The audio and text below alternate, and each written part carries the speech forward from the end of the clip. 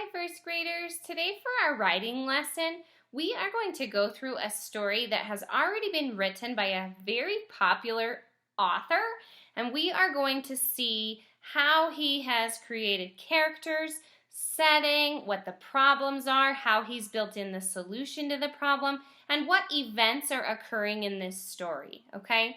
And sometimes there's a story that if you really like the story, you can use that as inspiration for writing your own story. For example, the story today is Goldilocks and the Three Dinosaurs.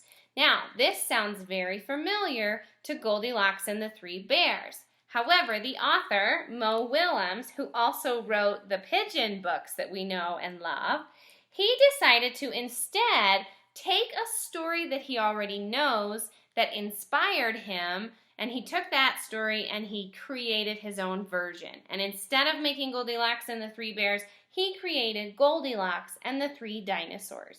Sometimes, if there's a story that you really like, you can take that idea and then change it to make it into your own fiction story. So for example, here on the front cover, he has listed so many different options of what maybe he thought he was going to write about instead of Goldilocks and the Three Bears. So here's some of the examples.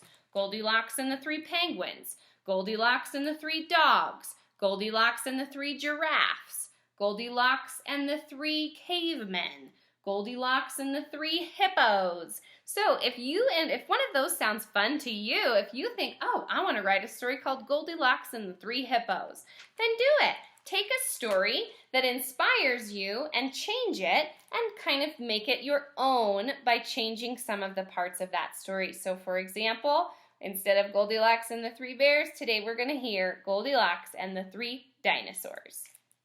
So let's listen for how he has created a fiction story and what he has done to write this story.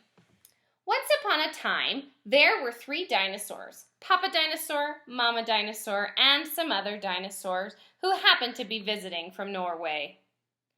So here's the visiting dinosaur from Norway. One day, for no particular reason, the three dinosaurs made up their bed, positioned their chairs just so, and cooked 3 bowls of delicious chocolate pudding at varying temperatures. So again, Mo Willems has changed the story. Instead of these characters eating porridge, like in the typical story, he has changed it to be chocolate pudding. So he's just switching a little bit of things to make it his own version.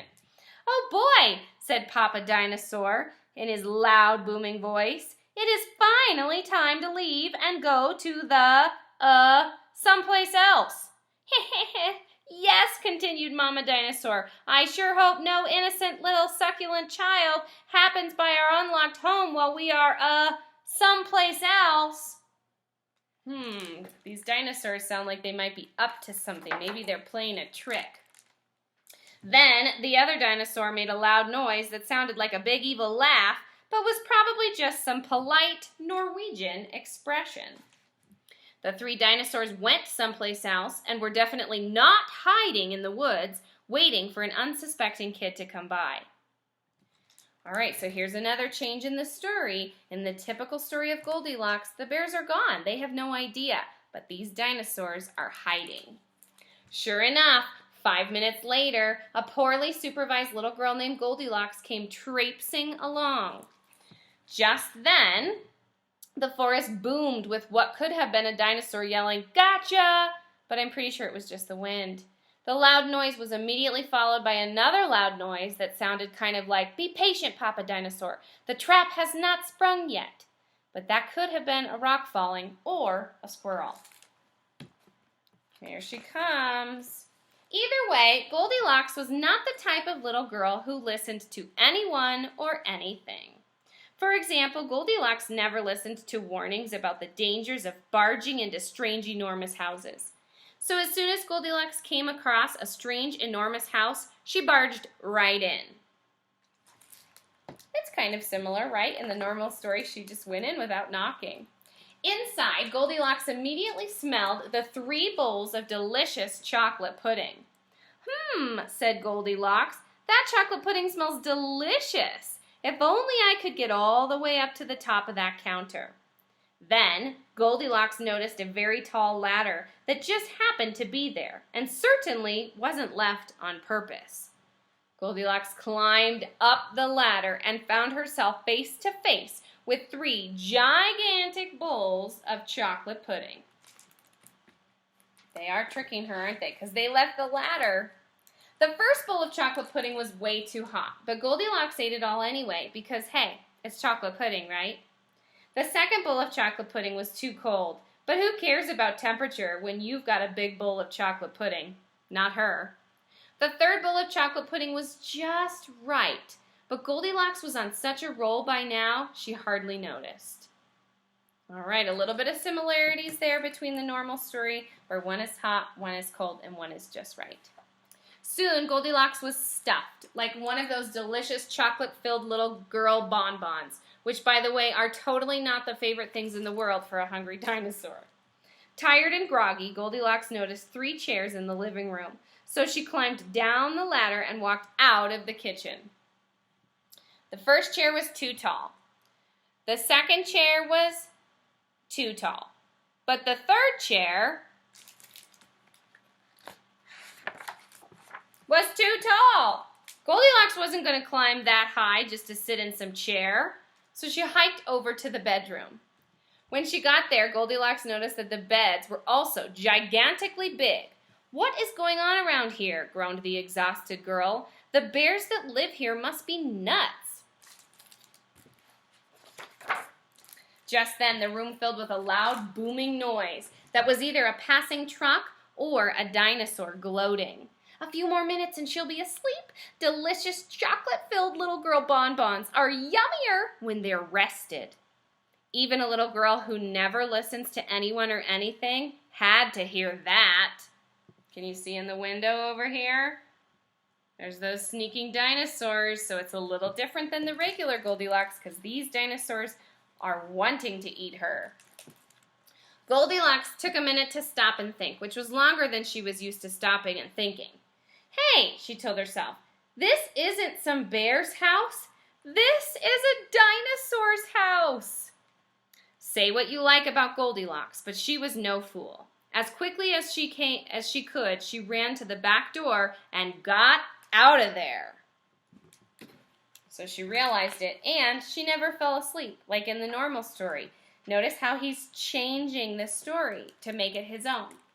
Just then, a loud plane flew by, which sounded pretty much like a trio of dinosaurs yelling, "Now!" or "Charge!" or the Norwegian expression for "Chewy bonbon time!"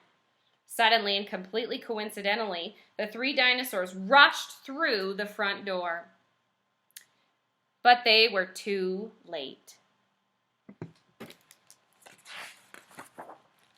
Goldilocks was gone, and all that was left in the house were 3 disappointed dinosaurs. The end. And the moral is, if you ever find yourself in the wrong story, leave. There, she's found the bears now. Alrighty, so that was a fun story. Oh, one more page, sorry.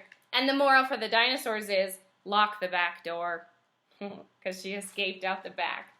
Alrighty, so in that story, just like I said, there are so many different ways, like Mo Willems has included in this page here. If you wanted to create your own version of some kind of fairy tale, if you wanted to create a version of Little Red Riding Hood, like we read about Little Red and the Very Hungry Lion, you can take stories that are kind of one of your favorites and you can change the story and make it your own version. So we are using other stories as inspiration to write a new story of our own.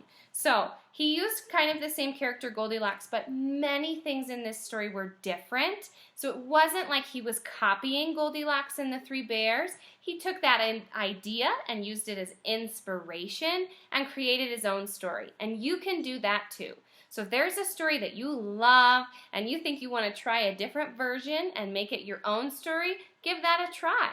If you want to use some of Mo Willems' ideas and you want to write a Goldilocks story today, Goldilocks and the 3 giraffes, Goldilocks and the 3 dogs, Goldilocks and the 3 pandas, Goldilocks and the 3 meerkats, you can try it. You can make your own. You might think about if you were doing Goldilocks and the Three Chickens, change that porridge into grain. Maybe the chickens are eating grain.